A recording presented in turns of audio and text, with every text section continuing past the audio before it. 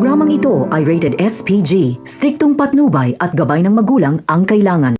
Kinabukasan nga ng umagang-umaga ay agad na pumunta sila Marsing at Nita sa mansyon ni Ramon.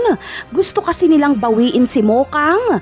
Ngunit hanggang sa labas ng gate lang sila dahil kahit anong pilit nila ay hindi sila pinapapasok ng mga tauhan ni Ramon. Tanging sigaw na lang ang nagawa ni Mokang noong makita niya sa bintana na pinagtutulakan ng mga tauhan ni Ramon ang kanyang mga magulang. Samantala, pinasalo naman ni Ramon sa almusal si David. Tuluyan na talagang nalinlang ni David si Ramon. Ang tanging pinangangambahan na lang ni David ay kapag makita siya ni Mokang. Pero ayon kay Olga ay wala silang dapat ipag-alala dahil ikinulong ni Ramon si Mokang sa kwarto. Pero hindi laging ganito ang sitwasyon dahil darating din ang panahon na magkakaayos si Mokang at Ramon. Kaya may plano na dito si Olga.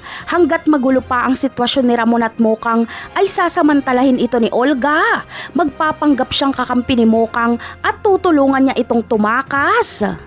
Bibigyan niya ng pera si Mokang para magpakalayo-layo ito kasama ang kanyang pamilya na hindi mahanap ni Ramon. Kaya isang araw ay gigising na lang si Ramon na wala na si Mokang. Siguradong lagot si Olga kapag malaman ni Ramon na si Olga ang tumulong para makatakas si Mokang. Ano kaya ang gagawin ni Ramon kay Olga kapag mangyari nga ito? Yan ang aabangan natin sa mga susunod na episode. Paalam!